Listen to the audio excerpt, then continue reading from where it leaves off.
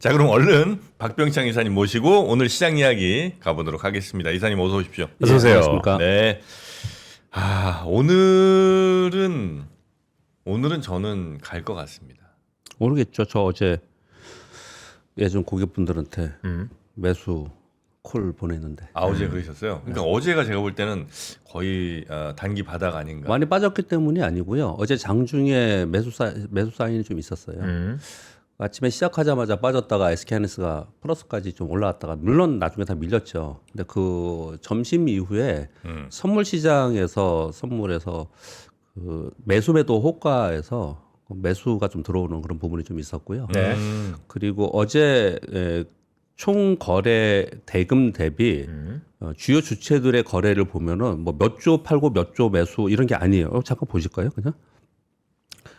어제 수급을 보면 개인들이 6,500억 팔고 외국인들이 2,400억 매수, 기관이 591억 매도예요. 어제 거래 대금이 코스피가 62조였거든요. 왜 이런 현상이 벌어졌을까요? 어느 쪽인가 몇 조 사고 몇 조 팔고 그랬어야 되잖아요. 네. 네. 거래 대금 62조인데. 62조예요. 네. 와. 이 얘기는 투매도 나왔지만은 받았다는 겁니다. 그러니까요. 매수가 있다라는 거예요. 그래서 어제 장중에 매수의 시그널이 좀 있었습니다. 그리고 물론 낙폭도 있었지만 그런 얘기 좀 이렇게 풀어드리도록 하겠습니다. 네.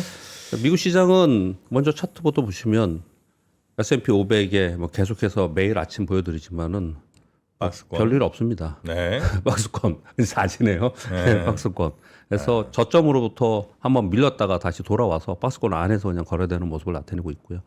물론 뭐 여전히 이러한 지정 리스크에 대해서 우려하는 목소리도 있고 뉴스도 뭐 오락가락하고 있는 그런 상황이지만 시장의 상황은 전반적으로는 아주 큰 요동치는 미국 시장의 흐름은 아니다라고 보시면 될 것 같고요. 어제는 길조 위주로 반등을 좀 했습니다. 그래서 나스닥이 1.29% 상승하는 모습을 나타냈고요. 장중에 미국 시장에서 영향을 받았던 것은 이란 측에서 종전에 대한 물밑 협상 제안이 있었다라는 뉴욕타임즈의 보도가 6개 나왔었어요. 네, 이런 부분들 때문에 달러에서 좀 떨어지고 지수도 상승하고 유가도 소폭 안정되고 그리고 비트코인은 급등했습니다. 네. 6시 30분 기준으로 73,000달러 위로 올라섰어요. 이게 네. 62,000, 63,000달러 있었거든요. 예, 비트코인 가격이 이제 급등하는 모습이 나타났고요. 그리고 10년 국채 수익률도 큰 움직임이 없는 그런 상황이 좀 나타나서 전반적으로 좀 안정적인 모습을 나타냈는데요. 네. 근데 이 뉴스도 백악관 측에서도 그렇고 이란 측에서 양쪽에 다 부인하고 있습니다. 그래서 요즘 뉴스에 대해서 진위 여부는 이제 명확하지는 않아요. 그렇지만 시장이 그것으로 인해서 등락하는 변동성을 주고 있다고 보시면 될 것 같습니다. 현대차를 제가 막 노려보고 있었거든요. 어제 너무 많이 빠지길래. 네. 예. 50만 1,000원까지 떨어져서 오케이. 나 이거 무조건 들어간다 예. 생각하고 있었는데 예. 오늘 저 넥스트 열리자마자 네. 12%가 그냥 바로 갭상승으로 떠버리네요. 네. 그러니까 뭐 많이 빠졌다라고 너무 많이 빠졌다라는 건 사실은 없는 거고요. 죄송하지만 그러니까 더 빠질 수도 있는 거잖아요. 네, 근데 그렇죠, 이제 그렇죠. 이게 매수세가 들어와서 이걸 받으면서 매수세가 없이 빠지는 경우도 있을 수 있거든요. 근데 네. 어제의 상황에서는 매수세가 확실하게 보였다 이렇게 말씀드리겠고요. 네. 그리고 어제 일본의 니케이 225는 3.6%, 상해 종합 마이너스 0.98%, 항생 2%, 대만 4.3% 빠졌거든요. 근데 우리 시장은 어제 12% 빠졌지 않습니까? 그러니까 우리 시장이 과매도 부분이 좀 있었는데 그 이후에 대해서 설명을 드리도록 하겠습니다.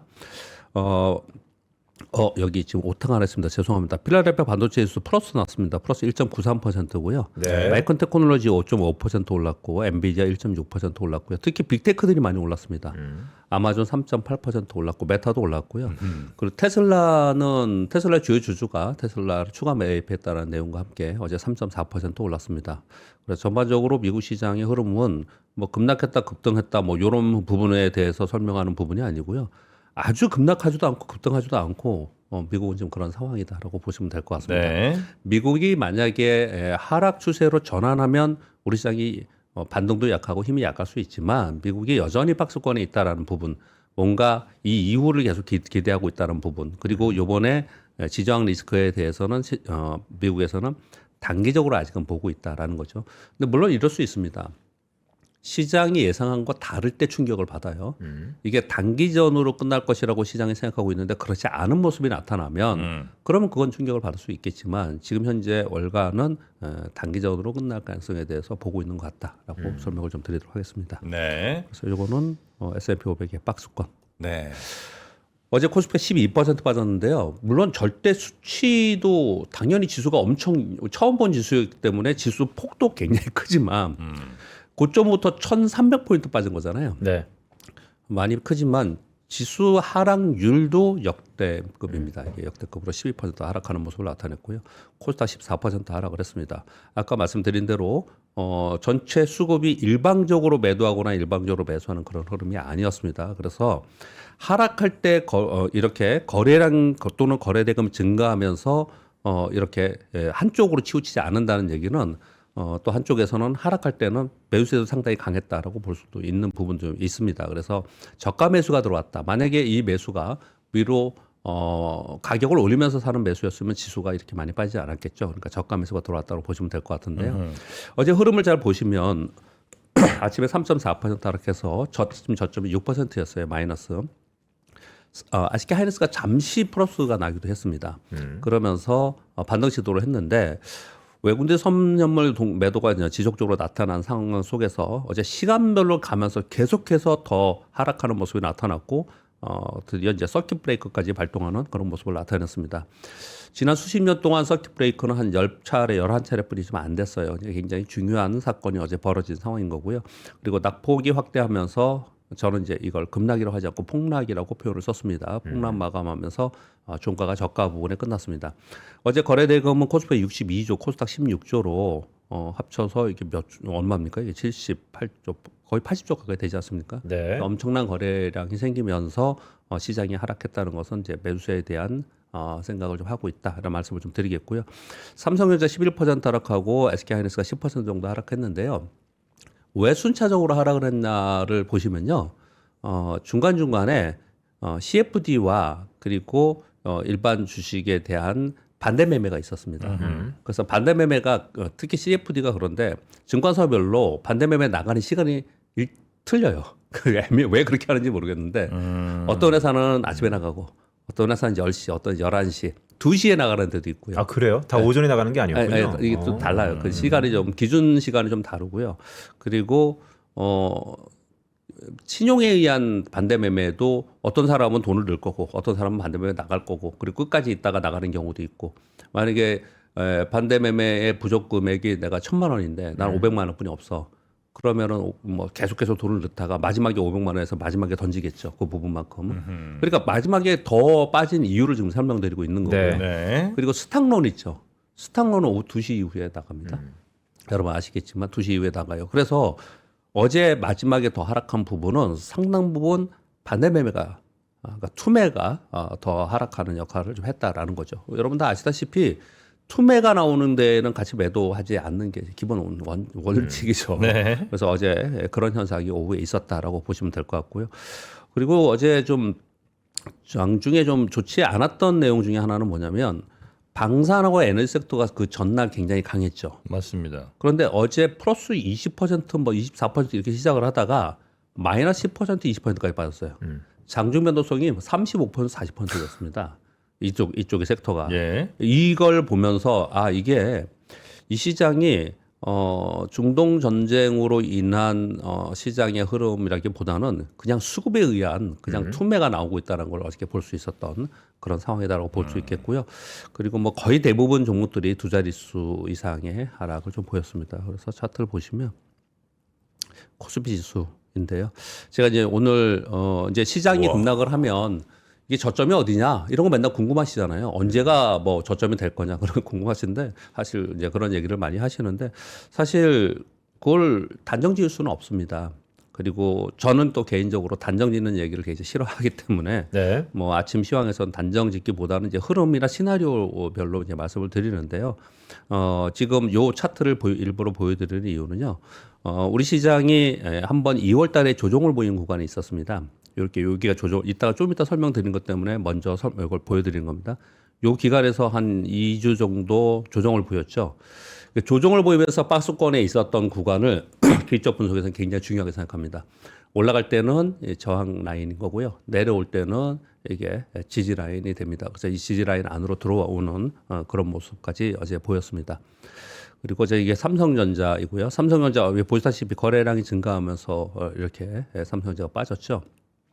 어제 NST에서는 한 5% 이상씩 반등을 좀 주는 그런 모습을 좀 보여줬어요. 그래서 이 차트가 KLX고요. NST로 보면은 요게 아랫꼬리가 좀 달리는 그런 모습을 좀 나타냈는데 거래량이 증가하면서 아랫꼬리 좀 달리는 또는 어제 하락하는 동안에 이제 밑에서 받는 매수가 좀 있었다라는 걸 좀 보여드리려고 요 차트를 좀 만들었고요.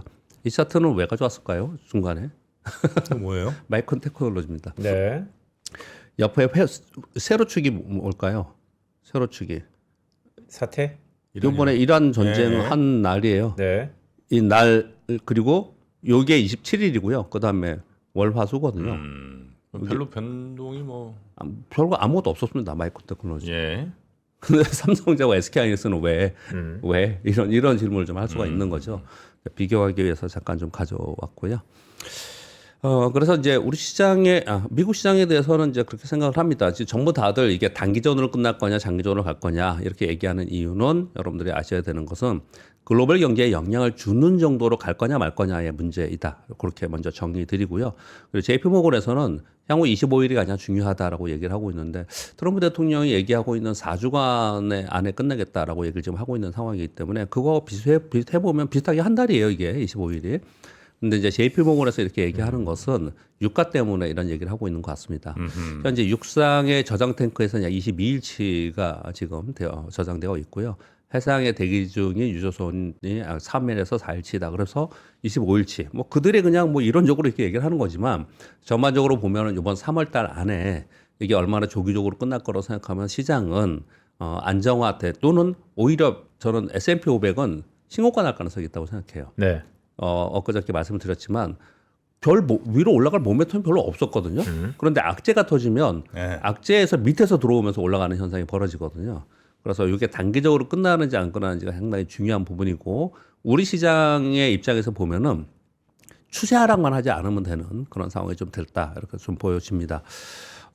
이란 전쟁에 대한 뉴스로 인해서 시장이 오르기도 하고 내리기도 하고 이제 그런 모습이 나타나고 있는데 사실 확인이 지금 어려운 상황이에요. 그래서 네. 변동성은 여전히 있을 것이다라고 보시면 될 것 같고요. 자, 우리 시장으로 돌아가서요.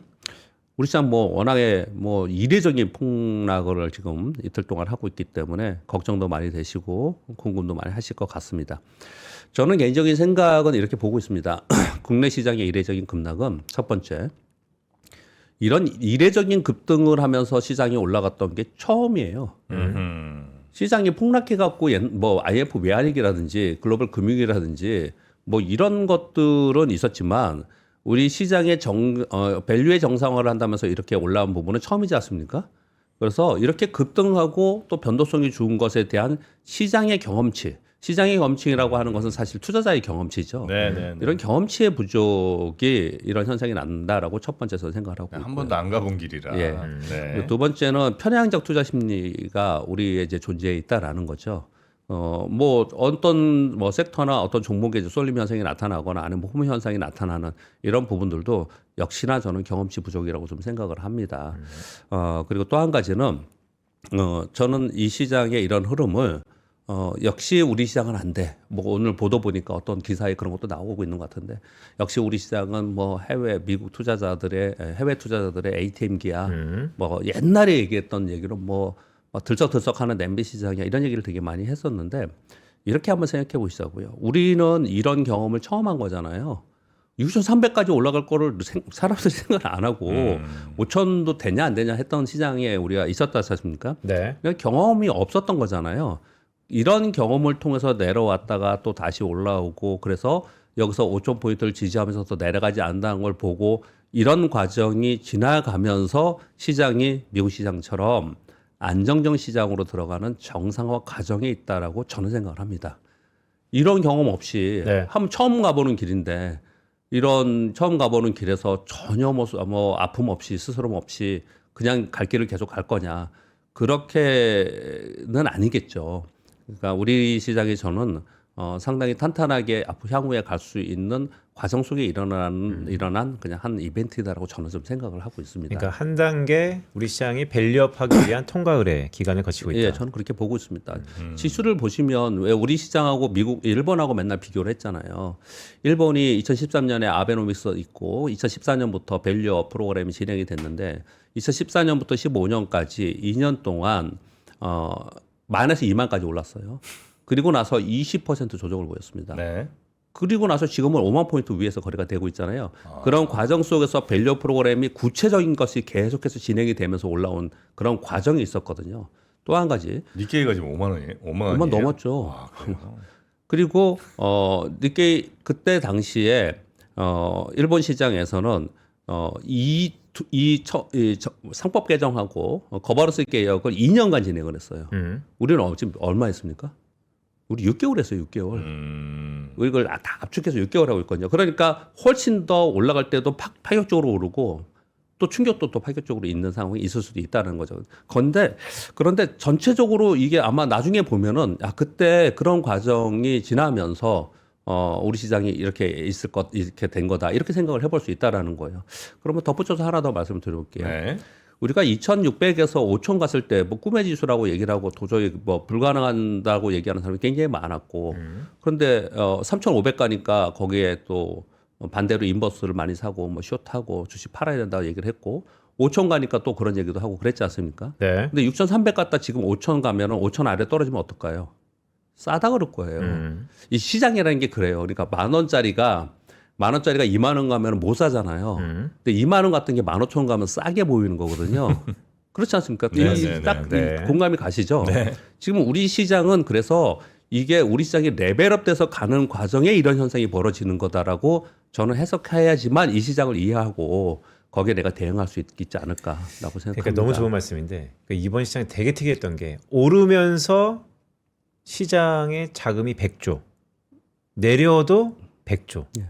거기다 또 추가 100조까지 들어온다 그러고 이렇게 마중물이 많으니까 말씀하셨던 것처럼 확실히 싸게 보이죠. 그러니까 전반적으로는 시장에 우리 그 자본시장 안에 있는 그 주식시장 안으로 자금이 계속 들어오고 있는 상황이라는 것은 중장기적으로 우리 시장에 상당히 긍정적인 과정이 있는데 이번에 이런 현상이 벌어진 것은 그 과정상에 있는 것으로 저는 해석을 한다라는 말씀을 좀 드리는 거고 예. 네, 이런 상황 속에서 아무튼 뭐 전체적인 그런 내용을 말씀드렸는데 뭐 증시 안정펀드 가동 준비하고 있다 그런데 뭐 오늘 반등하면은 또 뭐 준비만 하겠죠. 맨날 준비만 하는 인 것 같고요. 네. 한국은행에서는 지금 환율 때문에 어제 소폭 하락 약간 안정화됐습니다. 그래서 전반적으로 TF 중동 상황 점검 TF 회의를 했다고 했는데 일단 우리는 이것 자체도 자체지만요. CDS 프리미엄이나 대외 차입 가상금리 이게 되게 훨씬 중요한 거거든요. 이런 부분들이 지금 안정적으로 있다라고 한국은행에서 어제 발표가 좀 있었습니다. 그런 내용과 함께 그러면 이제 지금 상황에서 어떻게 우리가 지금 오늘 아침 그리고 이번 상황을 어떻게 대처해야 될까? 전반적인 흐름에 대해서는 저의 생각을 좀 말씀드렸고 네. 뭐 아침에 뉴스 위주로 여러분께 시황 그냥 간단하게 말씀을 좀 드리고 있지만 최근 들어서는 이제 제가 며칠간 시황이나 이제 대응법 이런 부분에 좀 말씀을 좀 드리고 좀 있는데 저는 이렇게 생각을 좀 하고 있습니다. 일단 어제 급락을 했잖아요. 저도 이제 그 콜을 계속 보내드렸는데요. 급락을 하는 시장에서는 가만히 있으면 안 돼요. 올라갈 때는 끝까지 가만히 있어야 돼. 올라갈 때 바쁘면 안 되고 빠질 때 바빠야 되거든요. 빠질 때 그냥 빠지니까 뭐 그냥 가만두나 이런 부분이 아니고요.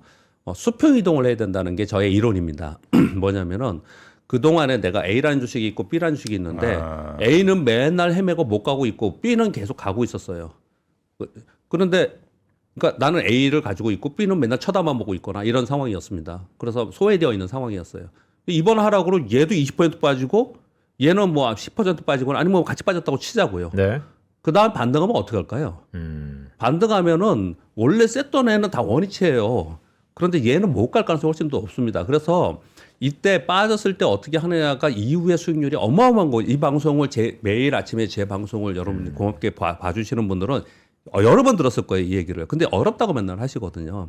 근데 진짜 그걸 해봐야지 그 경험치가 생긴다고 생각을 해요. 그래서 저는 이걸 표현을 가지치기 후 슬림화 이렇게 표현을 하는데 이럴 때 주로 이제 선택과 집중을 좀 해야 됩니다. 종목이 많으면 그러면은 빠질 땐 다 같이 빠지고 오를 때는 수익률이 별로 못 쫓아가는 경우가 발생되거든요. 그래서 그냥 이 한마디로 써왔습니다. 오늘 저녁에 우리 3프로 방송 4시 반에 또 있어요. 그때는 제가 1시간 동안 하기 때문에 네. 투자 방법론이나 이런 걸 조금 더 길게 설명을 드리는데 아침 시황이니까 한 줄만 이렇게 써왔는데 어떻게 그때는 써왔냐면 방법론을 집중적으로 해주시는 거예요? 뭐 그렇게 얘기를 많이 하고 있죠. 네네네. 지금 방송을요.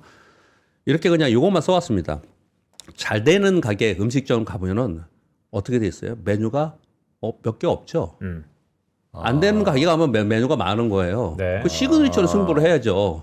심지어 어떤 잘 되는 가게는 아예 그냥 하나라 하나요, 하나 그냥. 사람 수대로 그냥 나오는 데가 예, 있어요. 예, 예. 예. 진짜 잘 되는데. 네, 그렇단 말이에요. 예. 근데 사실 그거 비교해 보면 주식도 똑같아요. 주식도 잘 되는 쪽으로 계속 가야 되고 가지치기를 해야 되고 이제 그런 부분을 해야 되는데 평상시나 시장이 상승할 때는 어렵습니다, 그게. 그런데 시장이 다 같이 빠졌을 때는 그걸 할 수 있는 그러니까 우리 다시 한번 우리 메뉴를 바꿔볼 수 있는 네, 그런 기회가 좀 되는 거거든요. 근데 이번이 그런 상황이었다. 그리고 앞으로도 그럴 수도 있겠죠. 이런 부분을 생각을 해야 되는데 여기에 뭐 단점도 있고 장점도 있고 그렇겠죠. 그런 부분들은 이제 오후에 말씀을 좀 드리겠고요. 시장이 그러면 저점을 어디쯤이냐, 뭐 오늘 반등한다고 이게 저점 찍은 거냐 이런 궁금증이 있을 수 있잖아요. 네. 이거는 단언 또는 선언할 수 있는 부분은 좀 아니지만 일반적인 내용들을 가지고 여러분께 쭉 한번 설명을 드려볼 테니까 여러분들도 한번 스스로 한번 이번 저점은 어느 쯤이 될까, 나는 어떻게 대응을 할까 한번 생각을 해보시면 도움이 되지 않을까 생각을 해서 한번 적어와봤습니다. 항상 시장이 하락을 하면 애널리스트 분들은 가치 평가를 하죠. 그냥 그거 가지고 먼저 1번을 얘기하겠습니다. 밸류에이션으로. 올해 코스피 영업이익 전망을 430조에서 460조라고 보고 있습니다. 일부 강세 뷰는 590조도 보는 데도 있어요. 500조 이상을 봅니다. 근데 저는 보수적으로 430과 460을 가지고 그냥 계산을 해볼게요. 네. 그러니까 PER 12배면 430조에서 460조 이 바운더리를 보면은 5,160에서 5,590입니다. 13배면 5,590에서 5,980이에요. 이거 지금 보고서 나올 거예요. 이런 게 쭉 나올 거라. 제가 보는 것보다 더 높게 지금 보고 있습니다. 보고서들은. 네. 그렇지만 저는 보수적으로 이렇게 지금 말씀을 좀 드리고 있는 거고요. 밸류에이션 측면에서는 이 정도가 이게 고평가가 아니라는 거예요. 이 수치가 이렇게 말씀을 드리는 거고요. 두 번째는 전부 5,000포인트 위네요. 예, 맞습니다. 네. 두 번째는 심리에 의한 수급도 굉장히 중요합니다. 왜냐하면 어제처럼 비이성적 매도나 반대 매매가 나올 수 있기 때문에 그래서 제가 아까 차트를 보여드린 건데요. 급한 매수로 인한 과매수 부분이 해소되는 과정이 생기거든요. 이런 일이 생기면. 그러니까 오버슈팅된 부분은 원위치 한다는 얘기예요. 정상 가격에서 움직여야 된다는 표현을 드리는 거거든요. 근데 오버슈팅하는 그런 포모성 매수가 언제부터 들어왔냐? 집중적으로 들어온 건 2월에 들어왔습니다. 그래서 지난주 내내 제가 거래량이 이렇게 급증한 것 때문에 이거는 조심해야 된다 뭐 이런 얘기를 계속 드리고 있었던 차에 하필이면 또 전쟁이 나서 제가 맞춘 게 아니고 이런 일들이 벌어졌는데요. 이 포모성 매수가 2월 이후에 들어왔거든요. 2월에 첫 거래의 종가가 4,949포인트였습니다. 5,000포인트 정도였어요. 이 이하로 여기까지 내려가는 거는 포모성 비이성적 매도나 반대매매, 뭐 미수의 반대매매, 또는 신용의 반대매매 이런 걸로 인해서 여기까지 좀 만약에 비이성적 매수로 해서 내려왔다 하더라도 이 밑으로 내려가는 거는 이건 완전 과매도예요. 이 밑으로 내려가는 거는. 그렇게 이걸 좀 해석을 좀 합니다. 이게 두 번째고요. 세 번째는 일반적으로 지금 얘기를 하고 있는 악재에 반영을 했냐 시장이, 아니면 완화되는 거냐, 아니면 해소되는 거냐, 아니면 악재가 강화되는 거냐, 이렇게 구분해서 시나리오를 생각할 수 있잖아요. 근데 이란 전쟁의 단기 종료, 즉 3월 내, 즉 트럼프 대통령이 얘기하는 4주 내에 움직임이 나타나면 주식, 환율, 채권, 산업재 가격 변동성이 있지만 곧바로 빠르게 그냥 수직으로 회복할 가능성이 훨씬 더 높다라고 저는 생각을 하고 있고요. 이게 장기화된다면 보통 글로벌 경제가 둔화된다는 것을 반영하면서, 즉 경기를 반영하면서 시장이 빠질 때는 한 30% 정도 빠집니다. 그래서 그 정도 수준으로 여러분이 계산을 해보시면 6,300 기준으로 어느 정도 가늠해 보실 수 있을 것 같고요. 마지막 네 번째로는 기초 분석이에요. 기초 분석으로는 악재의 반영 수준을 가지고 얘기를 하는 거거든요. 네. 직전의 조정 구간의 지지라인 형성, 아까 보여드렸던 네. 아까 그 차트에서 제가 여기요. 조정라인 보였던 네. 이 구간이 지지 라인으로 기술적 분석에서 표현을 하거든요. 이 지지 라인이 5,000에서 5,200포인트였고요. 그리고 어제도 잠깐 설명을 드렸지만 고점에서의 하락폭이 15%면 5,394포인트고요. 20%면 5,077이에요. 이 모든 걸 봐도 어제 지수는 일단 단기적으로 다 왔어요. 여기서 더 빠지는 거는 다 반대 매매나 아니면 그냥 막 던지는 거예요. 어제 설명을 들었듯이 이렇게 빠지는데 던지는 것도 올라갈 때 막 따라서 막 그렇게 급하게 사더니 네. 빠질 때 그렇게 급하게 파는 건 좀 아니지 않냐라고 설명을 드리는 것처럼 지금의 이 지수 상태는 이후에 지금 말씀드린 것처럼 장기화되고 글로벌 경제에 마이너스 효과가 된다면 추가적으로 반등했다 다시 빠지겠죠. 여하튼 간에 단기적으로는 이 지수 자체는 전반적으로 이 비스무리하게 지금 어제 지수는 이 전체적으로는 하단 부분에 다 와 있는 그런 상황이 좀 있습니다. 네. 그래서 제가 그냥 말씀드리는 부분은 많은 사람들이 이렇게들 다 분석을 해요. 기술적 분석하는 사람이 이렇게 얘기하고 밸류에이션 얘기하는 사람이 이렇게 얘기하고 이런 것들을 제가 그냥 한번 전부 다 적어온 상황인 거거든요. 이런 부분들을 생각을 해보시면서 여러분들이 그러면 나는 언제쯤에 만약에 매도하고 싶은 분이 있으면 만약에 이걸 믿는다라면 또는 신뢰한다면 여기서 팔면 안 되겠죠. 네. 그렇죠. 또 매수하려는 사람은 여기서 더 빠지는 쪽에서는 당연히 그거는 적극적으로 대응할 수 있는 거고 이런 판단의 기준이 될 수 있지 않습니까? 그래서 이걸 한번 가져와 봤으니 여러분들이 좀 참고하실 수 없으면 좀 되지 않을까라고 생각합니다. 의미가 있어 보이네요. 그러니까 이란 전쟁은 어쨌든 트럼프와 시진핑 만나기 전에 끝난다. 그리고 밸류에이션이건 아니면 테크니컬이건 5,000포인트가 일단 하단이다. 네. 그리고 이제 뭐 속보를 하나 좀 지금 자막에도 나가고 있습니다만 쿠르드족이 지금 이란에서 지상전을 아마 하게 되는 것으로 이제 폭스뉴스 등이 이제 보도를 하고 있는 것 같습니다. 쿠르드족은 이제 중동 지역에 네. 튀르키예, 이란, 또 시리아 이런 데 이제 사는 용병 사는 분들인데 그분들이 이제 분리독립 같은 걸 그전에도 목소리를 많이 냈었지만 뭐 정권이 탄탄하니까 어떻게 못 하다가 미군의 지원을 받아서 아마 각종 무기나 전술 같은 것들을 이들이 지상에서 하게 되면 어쩌면 지금 이란에는 이란 그 현재 이제 지도부들을 어떻게 할 수 있는 방법이 없잖아요. 이들을 대체할 만한 세력이 없는데 네. 자칫 쿠르드가 새로운 변수로 들어갈 수는 있겠다. 근데 저거는 미국이 아마 지상전을 한다면 초기에 저 용병 통해서 한다라고 예고가 많이 됐었어가지고. 네. 네. 그래서 하여튼 뭐 예고된 변수긴 합니다만 네. 그래서 이제 지상전이 또 발생하면 맞습니다. 저건 분명히 악재로 봐야 되는 건 분명히 맞고요. 네. 왜냐하면 저런 부분이 생기면은 우리 생각했던 것보다 장기적으로 갈 수 있다는 거지 않습니까? 우리 네. 기준은 지금 단기적으로 끝날 거냐, 장기적으로 갈 것이냐를 가지고 시장의 뷰를 보고 있는 상황이기 때문에 어제도 제가 방송하는 중에 새로운 지도자가 그 차남이 됐다라는 게 악재였습니다. 네, 맞습니다. 근데 오늘 방송 중에 또 다른 또 악재를 지금 얘기를 하고 계시는데, 예. 근데 이런 부분들이 만약에 나타난다면 반등의 힘이 상대적으로 좀 약할 수는 있겠죠. 그렇지만 전반적으로 지금 말씀드리고 있는 부분들은 시장 내부적인 수급적인 영향이나 또는 뭐 차트나 또는 밸류에이션이나 이런 부분들을 봤을 때 이 정도로 좀 말씀을 드리고 있다는 거고요.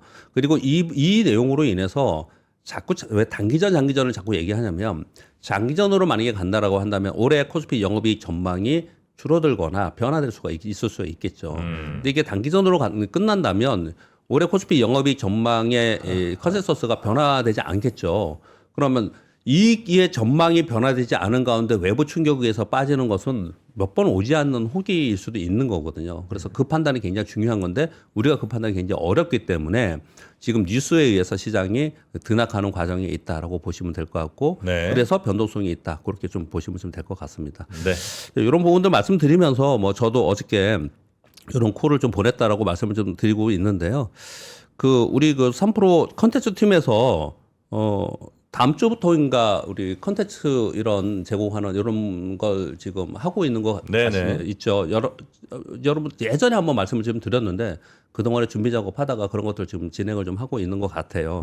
그래서 저도 거기에서 이제 아카데미로 실전에 맞게 그때 맞는 투자 전략에 대해서 이제 아카데미 형식으로 좀 진행을 좀 할 거고요. 네네네. 그런 상황 속에서 스팟 시황이 얼마나 중요한지 아시겠죠. 사실 이번 시황을 보면요. 맞습니다. 그래서 스팟 시황을 받아볼 수 있는 뭐 이런 부분들에 대해서 준비를 좀 하고 있는 것 같아서 네. 한번 좀 관심 있게 그 뉴스 3프에서 진행하는 거 좀 보시면 좀 되지 않을까 생각합니다. 네. 네, 뉴스 좀 빠르게 진행을 하겠습니다. 1번 뉴스는 여러분 많이 보셨거나 뭐 그래서 그냥 좀 지나갈까 합니다. 미국 중부사령관의 보고가 뭐 지금 이란은 힘 다 빠졌다. 우리가 엄청나게 지금 5만 명의 이상의 병력과 200대의 전투기, 두 척의 항공모함 및 폭격기 투입 중이다. 뭐 이런 표현을 좀 쓰고 있는 거고요. 그래서 굉장히 빠르게 공격적으로 이걸 끝내고 싶어 하는 것은 분명히 있는 것 같아요. 그런데 이제 저도 이럴 때는 이제 주식 관련 것들도 짓지만 중동 지역 전문가들의 의견의 유튜브들 요즘 엄청 나오잖아요. 맞습니다. 어제 제가 방송, 이 증권 관련 방송사나 이런 관련돼서 한 10군데 이상 전화 받았어요.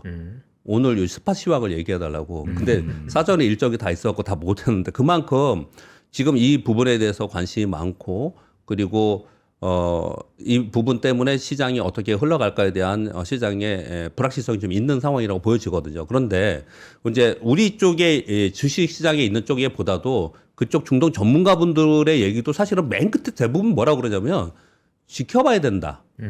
뭐 앞으로 보자 이런 표현을 많이 쓰거든요. 그 얘기를 네. 잘 모르겠다는 얘기지 않습니까? 그럼에도 불구하고 그 얘기를 많이 들어보면 장기전으로 갈 가능성에 대해서 그쪽에는 더 많이 보는 것 같아요.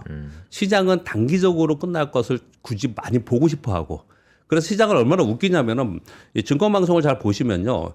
이렇게까지 서로 공격하고 이렇게 물리력을 행사하면서 전쟁이 벌어지고 있는데 이걸 중동발 위기, 중동발 사태 이렇게 표현하는 데도 있어요. 근데 그렇게 보고 싶지 않은 거예요. 이걸 자꾸 전쟁으로 보고 싶지 않은 거거든요. 근데 분명히 전쟁이 일어나고 있는 상황인 거고 그리고 이쪽 전문가들 분들은 장기전으로 보는 측면이 분명히 있다. 여러분 다 보시고 계시겠지만 그 부분도 참고를 해서 제가 말씀드린 것들하고 같이 한번 봐야 되지 않을까 생각합니다. 트럼프 대통령이 유럽하고 지금 또 싸우고 있어요. 이번에 이란과 전쟁을 하면서 이란 전쟁의 반대를 가장 강력하게 지금 하고 있는 스페인입니다.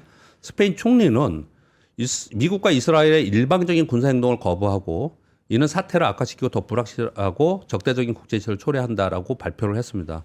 그러니까 트럼프 대통령이 스페인과 교육을 전면 중단할 것이다.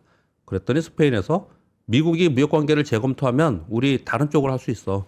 공급망 다변할 수 있어. 이렇게 좀 강하게 얘기를 하고 있는 상황이라서 트럼프 대통령이 정치적으로 국외적으로도 그렇지만 국내적으로도 지금 미 의회에서 지금 이번 전쟁이 의회 승인 없이 일단 전쟁을 한 거잖아요. 네. 그 60일 이내에 승인을 해야 된다라고 합니다. 그래서 아마도 상당히 바삐 또는 내부적인 반론도 상당히 있기 때문에 이 부분이 또 어떻게 작용할지도 우리 또 관심거리다 이렇게 보시면 될 것 같고요. 네. 중국이 좀 나서기 시작을 했습니다. 중동 문제 특사를 각 중동 지역에 파견해서 중재를 노력할 것이다. 이런 표현을 좀 쓰고 있습니다. 그러니까 어디랑 전쟁을 할 때는 다른 나라들이랑은 가능하면 같은 편이 되려고 해야 될 텐데 전 세계를 상대로 이렇게 막 여기저기 싸우다니니 예.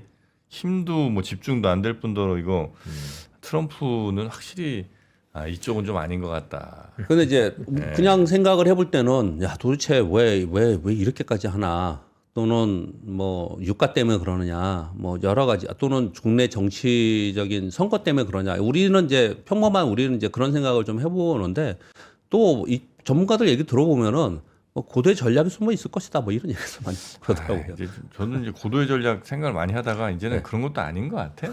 뭐 큰 전략도 아닌 것 같은 느낌이라. 예. 네, 지금 미국 시장은요 이란 네. 전쟁보다 신용 리스크가 이거 지금 제가 붙이기를 해서 다른 데에 자료 붙이기 글씨가 좀 커졌습니다. 죄송합니다. 네. 신용 리스크가 더 걱정을 많이 합니다.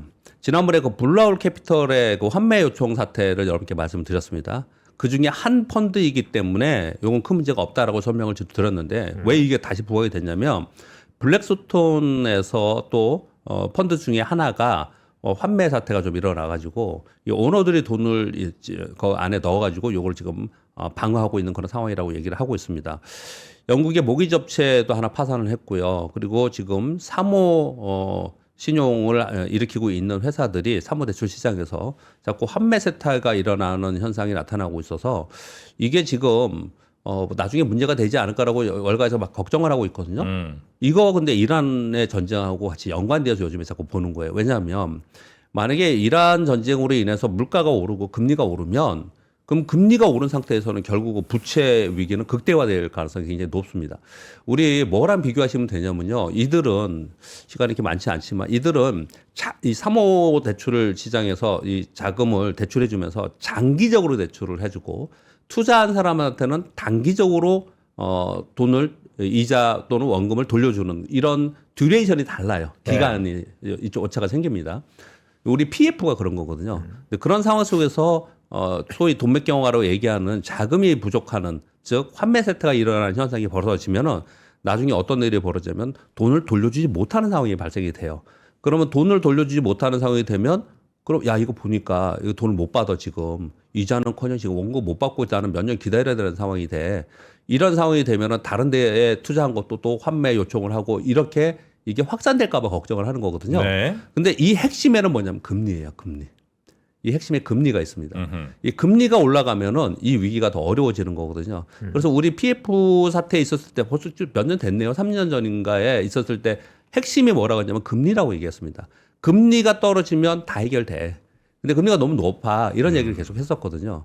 그래서 이번에 이 사태 때문에도 아마도 지금 전쟁을 계속 끌고 갔을 때 이거는 나중에 큰 문제가 될 가능성이 있거든요.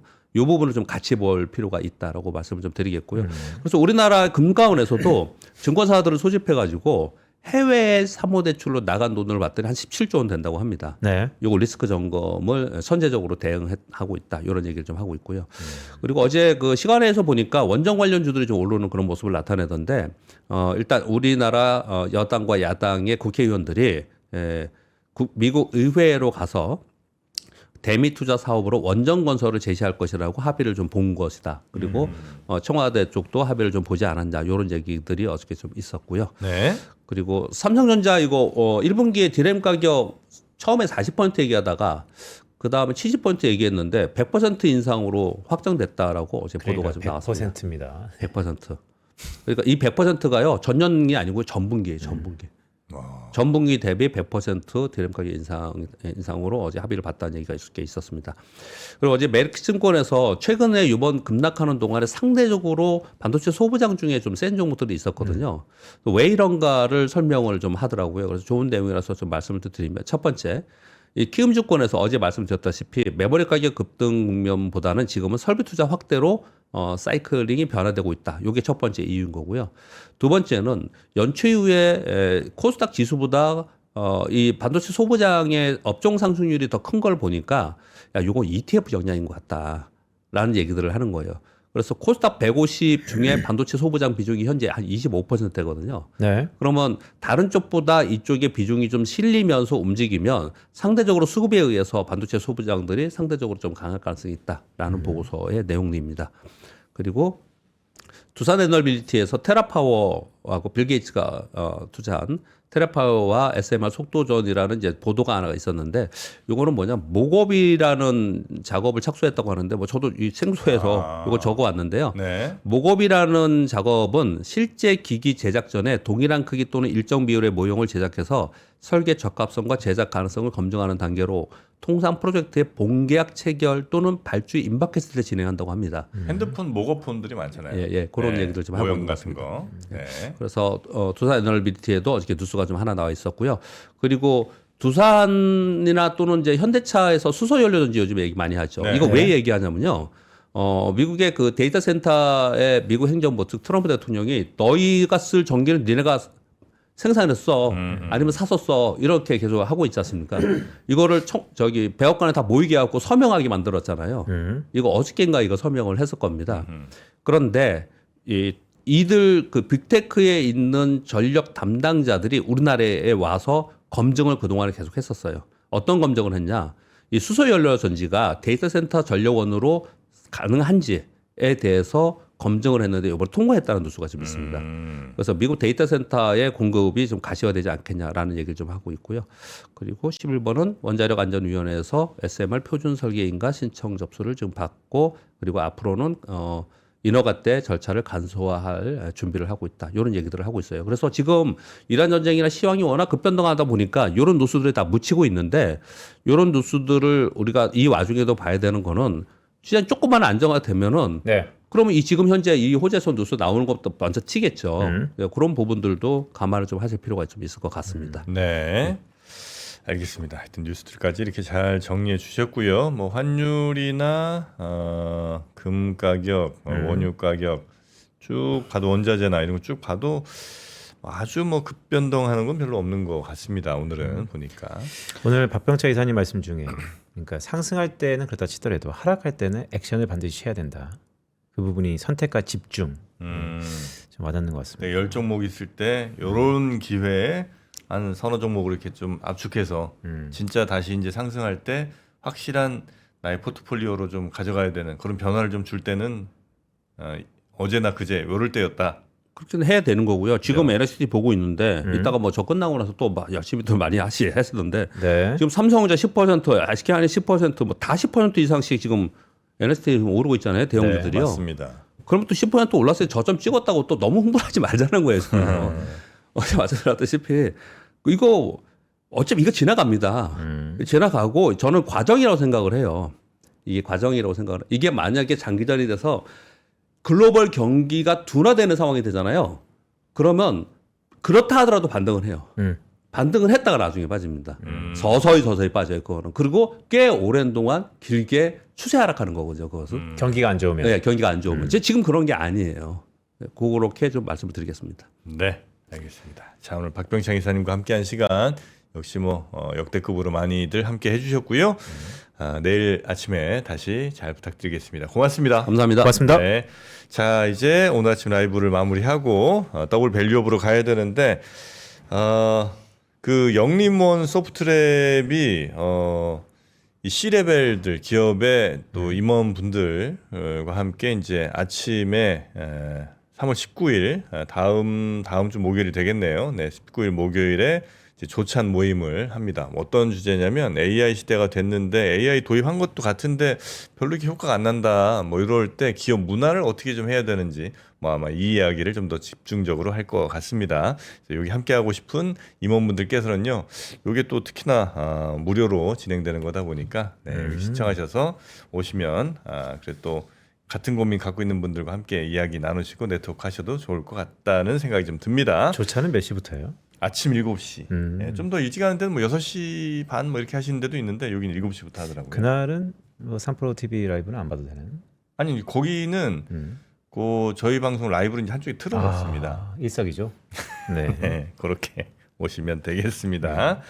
자, 이제 전쟁 리스크라는 게 결국 이제 우리 시장을 너무 흔들어 놨잖아요. 네. 그래서 이렇게 어제 그제 막 진짜 죽을 것 같이 또 느끼다가 오늘 또 한 10% 오르니까 이제 살았다 어제 살 건지 이렇게 사람의 마음이라는 게 흔들리긴 쉽지 않습니까? 네. 요럴 때 어떻게 대응해야 되는지를 좀 더블 밸류업에서 우리 빈센트님도 좀 얘기를 해주셨으면 좋겠어요. 알겠습니다. 제가 이따가 8시에 56분쯤 여쭤볼 겁니다. 오늘 시장에 대해서. 근데 이런 게 되게 중요한 것 같아요. 네. 우리가 비자발적으로 지금 이틀간 시장 시간의 되돌림을 당했다. 네, 한번 생각해 볼 필요가 있죠. 네, 한 달 전으로 잠깐 돌아갔는데 네. 그 다음에 시간은 그러면 다시 상승의 장으로 갈 거냐 아니면 더 뒤로 갈 거냐, 네. 요걸 한번 잘 따져봐야 되겠죠. 자, 그러면 더블 밸류업으로 저희는 이어가도록 하겠습니다. 뭐 인사드릴 거 따로 없네요. 둘이 어차피 하는 거잖아요. 계속 하시죠. 예, 그럼 잠깐만 화면 전환하고 네, 바로 이어서 장우진 프로 모시겠습니다.